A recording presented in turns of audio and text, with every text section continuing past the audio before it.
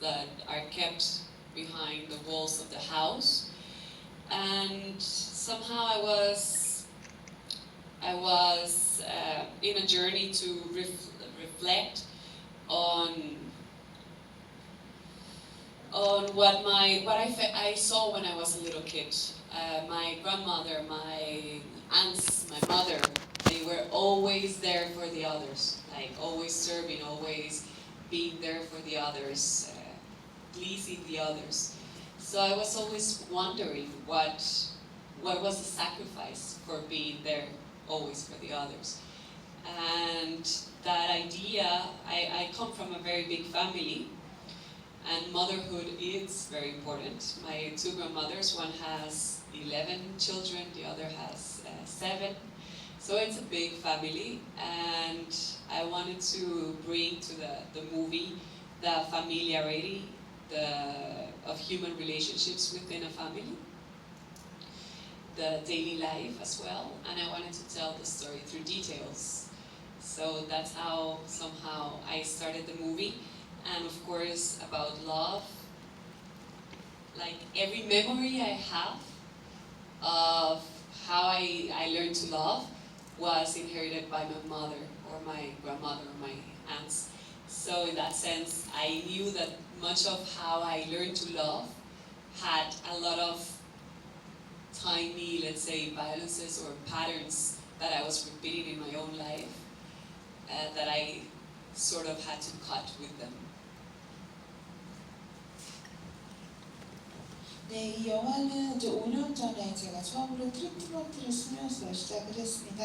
저는 이제 집안에서 자행되는 소소한 형태의 폭력에 대한 이야기를 하고 싶었고요. 제가 어린 시절 스스로 목격했던 이제 주변의 그런 상황들을 이야기하고 싶었는데요. 저희 주변의 이모라든지 어머니 그리고 할머니께서는 늘 타인을 위해서 이제 모든 것을 희생하면서 이제 많은 일을 하고 계셨는데, 그럼 이런 희생이라는 것도 이제 무엇을 위한 것인가? 무엇인가에 대한 의문을 스스로 품게 되었습니다. 저는 굉장히 큰 대가족에서 자랐는데요. 이제 양쪽의 할머니들께서는 각각 7명 그리고 11명의 아이들을 키웠습니다. 그래서 이렇게 큰 가족 간에서 우리는 어떤 인간관계를 맺고 살아가는가, 그리고 어떤 일상을 영위하는가가 계속해서 질문으로 남았고요. 이것을 이제 영화적으로 풀어보고 싶었습니다. 제가 사랑하는 것, 사랑이라는 것, 그리고 제 사랑하는 법에 대해서 배운 모든 것은 저희 어머니, 이모, 그리고 제 할머니를 보면서 배운 것들이었는데요. 그러면서 이제 사랑 안에서 이렇게 행해지는 그 소소한 폭력에 대해서 저도 자연스럽게 배우고 또 체화하게 되었습니다. 네, 영화를 보면 지금 딸이 둘 있는 가정이잖아요. 근데 거기서 좀 셋째 아이를 낳으라는 압력이 있고, 이제 한국 같은 경우는 이런 뭐 흔히 얘기하는 남아선호 사상이라고 하는 이름으로 이제 초음파로 태아의 성을 감별할 수 있게 된 이후에 여아의 살해, 여아인 경우에 낙태하는 경우도 굉장히 많았었죠. 근데 이게 코스타리카에서는 어떤지, 그러니까 이를테면은 이 셋째 아이를 낳고자 하는 이런 주변의 압박이라고 하는 것이 이를테면 아들을 낳아야 한다는 압박과 어떻게 연결되어 있는지, 그게 코스타리카에서 얼마나 여성들에게 실질적인 어떤 압박 요소로 작용하는지가 굉장히 궁금했거든요. So the protagonist of the film is raising 2 daughters, and she is pressured constantly by those around her to have another child. And in Korea, because a lot of people prefer sons to daughters, sometimes people have abortions when they find out from ultrascans that they have a daughter. And I just wonder whether this is the case in Costa Rica, and the fact that she's pressured to have another child has something to do with people's preference of sons. Well, that doesn't precisely happen in Costa Rica, but of course there's always this idea of having different genders or different sexes. It's like a man wants a boy, a woman wants a girl.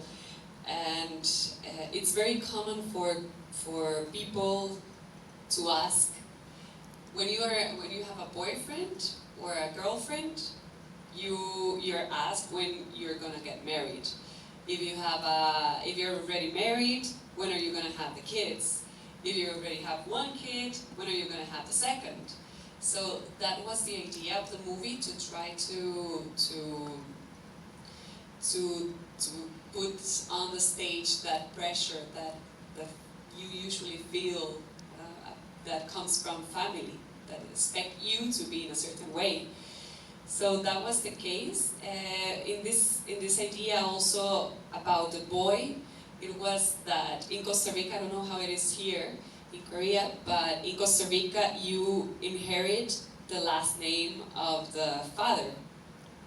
So when you have kids, if you have only daughters, the last name will be lost, because they won't inherit the last name to their daughters or sons. So in that case, it's always like this idea of inheriting or having a legacy on your own. So that's sort of where it comes from. 네, 물론 코스타리카에서도 뭐 이제 아버지가 딸을 원하거나 어머니가 아들을 원하는 또 이렇게 그 아들의 자녀의 성별에 대한 이제 그런 선호사가 분명히 존재하는데요. 사실 그보다는 이제 어떤 사회가 우리한테 가하는 압박에 대해서 이야기를 하고 싶었습니다. 여자친구나 이제 남자친구 이제 애인이 생기면 사람들이 너희들 결혼은 언제 할 거냐라고 물어보고, 결혼을 하면 그럼 아이는 언제 가질 거냐고 물어보고, 처제가 생기면 그럼 둘째는 언제 가질 거냐라고 사람들이 자꾸 물어보는데요. 이렇듯 이제 우리 주변 사람들, 특히 가족이 우리가 어떤 특정한 삶의 방식을 따르려고 기대하고 압박하는 것, 그거에 대한 이야기를 또 해보고 싶었습니다. 그리고 이제 한국은 어떤지 모르겠는데 코스타리카에서는 이제 아들이 아버지의 성을 따라가게 되잖아요. 그래서 가족의 어떤 유산을 계속해서 물려가는, 그 가족을 이어가는 그런 그 아이디어도 담고 싶었습니다. 네, 오미가스라고 하는 영화의 제목을 어떻게 처음 떠올리시게 됐는지 굉장히 궁금하고요. 또 오미가스랑 관련된 프로젝트가 2편 정도 더 있다고 들어서 그 영화들과 이 영화의 관계는 어떤 것인지, 지금 작업 중이신 영화는 어떤 것인지 굉장히 궁금합니다. How did you first come up with the title of the film? And I understand that you have 2 other projects in relation to Omigas. So tell us a little about the connection between the 2, and also what are you currently working on at the moment? Okay, well, El Despertar de las Hormigas is the Spanish title, El Despertar de las Hormigas, which would translate to English very badly, unfortunately, but it's The Awakening of the Ants. The whole idea of the name was to, I mean, like the project itself, it's 3 movies. Each one tells the story of a woman in the different stage of their lives. So the first one is a short film that it's about a young girl that discovers her own sexuality, a girl of 10. Then this is the second film, and there's going to be a documentary which also relates to the exploration of female sexuality after 65. So the whole project tries to tell what it is to be a woman and explore the idea of female sexuality.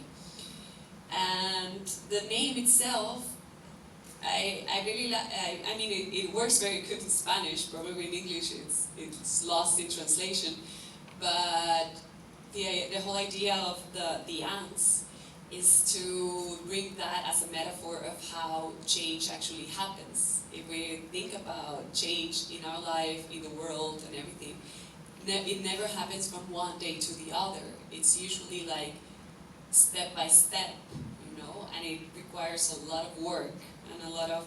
So it's sort of a metaphor of that, of women that, you know, like constantly do the work and try to change, and how change is done very slowly.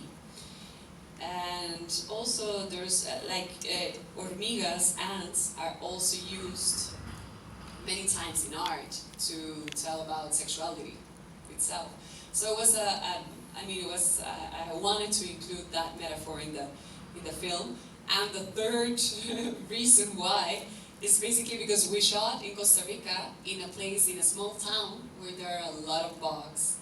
And that's why there's so many ants and so many bees and you know, because I wanted to bring that from the environment and to make that an extra layer of pressure.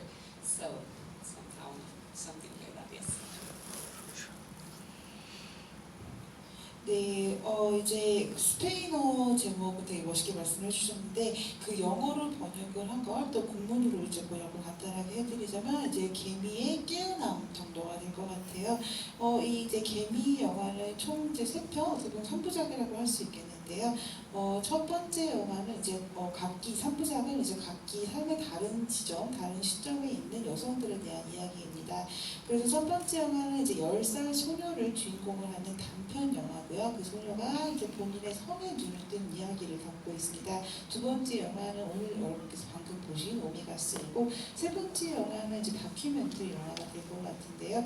65살 이후에 이제 여성의 성에 대한 그걸 탐구하는 내용의 영화가 될 것 같습니다. 그래서 이제 전체적으로 이제 여성의 성 그리고 이제 여성이라는 것은 이제 무엇인가를 탐구하는 그런 프로젝트이고요. 그 스페인어 그 원제에서는 그 굉장히 또 큰 메타포가 담겨 있다고 할 수 있겠는데 여성이 굉장히 오랜 시간 동안 많은 노력을 들여서 읽어내는 변화라는 것에 대해서 조금 더 은유적으로 표현을 하고 싶었습니다. 변화라는 것이 생각해보면 하루아침에 절대 일어날 수가 없고 굉장히 오랜 시간 단계적으로 노력을 들여서 일어나는 것이기 때문에 이제 거기에 대한 은유를 담고 있고요. 그리고 또 이제 오미가스라는 것이 이제 미술에서 이제 여성의 섹슈얼리티를 표현하는 데 굉장히 중요한 그런 상징적인 그 이미지로도 사용되고 있고 또 한 가지 이유는 이 영화가 코스타리카의 이제 작은 마을에서 촬영이 됐는데요. 거기에 벌레가 굉장히 많았어요. 그래서 뭐 꿀벌이라든지 개미라든지 우리 주위에 있던 그런 환경적인 요소도 영화 속에 녹여내고 싶었습니다. I want to say something. I know it's really late, so I want to thank you all for staying, and I'm going to try to do my answers shorter. 늦은 시간까지 함께 해주신 관객 굉장히 감사드리고 좀 더 간결하게 대답하려고 노력해보겠습니다. 네, 감사합니다. 이제 곧 아마 관객 Q&A 시간으로 이어질 것 같은데 그 전에 제가 굉장히 궁금했던 것은 이 페미니즘이라고 하는 게 전 세계의 모든 여성들이 똑같은 의제를 가지고 있는 건 아니지 않습니까? 나라마다의 가장 관심을 갖고 있는 아니면 가장 최근에 이슈가 되고 있는 어떤 페미니즘 이슈들이 다를 것 같은데요. 한국 같은 경우는 지금 탈코르셋 이야기도 굉장히 많이 나오고 있고 최근에 그와 관련된 책들도 출간이 되고 있단 말이죠.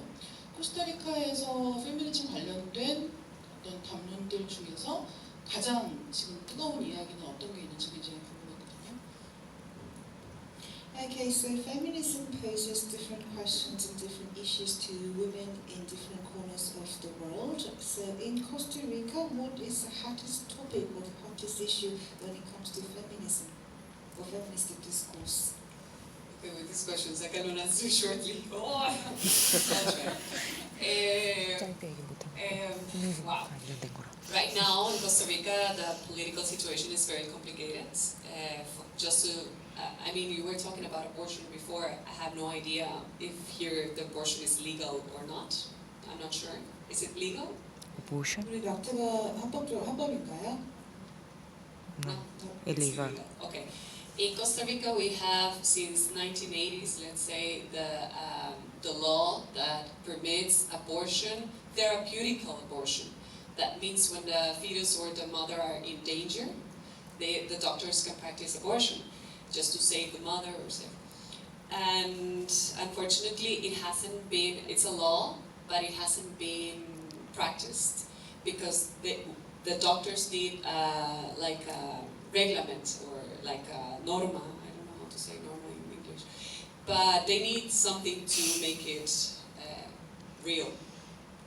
And right now there's like a very strong conservative party in the parliament. So it's very hard because of course religion is very important. We are one of the very few countries that have a confessional state. I mean, we have in the constitution we are Catholic. So in that sense, religion imposes a lot of things and they have a lot of political power. That for to say one thing, but it's also, I mean, like the fights that we're having is probably the ones that we're fighting worldwide, I guess, right? The right to be recognized, the right to have equal payment, the right to have positions of power, of leadership, everything. Like it's still an ongoing struggle.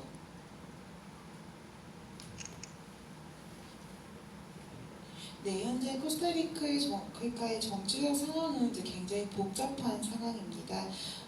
그래서 이제 한국에서 그 낙태의 상황에 대해서 여쭤보셨는데 1980년대에 이제부터 코스타리카에서는 이제 낙태가 그 치료를 목적으로 한 상황에서는 이제 합법적이 되었습니다. 그래서 산모의 어떤 생명이 위협된다든지 어떤 의료적으로 문제가 있을 때는 낙태를 하는 것이 이제 합법적인데 의사가 사실 이걸 제대로 활용을 하지 못하는 이유가 이거를 이제 합법적으로 하기 위한 서류를 준비해야 하는 과정이 굉장히 복잡하기 때문에 실제로 이제 이 법이 사용되고 있지는 않습니다. 그리고 현재 코스타리카에서는 이제 굉장히 보수적인 정당이 이제 권력을 잡고 있는데요. 그래서 이제 종교가 또 굉장히 중요한 그 역할을 또 하고 있습니다. 코스타리카는 헌법 제정에서부터 카톨릭 국가로 이제 정해져 있기 때문에 종교라는 것이 굉장히 큰 권력과 영향력을 이제 나라 전체적으로 행사를 하고 있고요. 그리고 또 반면에 전 세계적으로 이제 공통적으로 우리가 싸우고 있는 여러 가지 이슈가 또 존재하고 있는 것 같습니다. 여성의 사회적 지위라든지 아니면 그 임금 격차, 남녀 임금 격차라든지 굉장히 다양한 문제들 우리가 함께 다루고 있습니다. 네, 이제 객석에서 질문을 받을 생각인데요. 질문 있으신 분 손 들어주시면 마이크가 걸 거고요. 하얀 옷 입으신 분 먼저.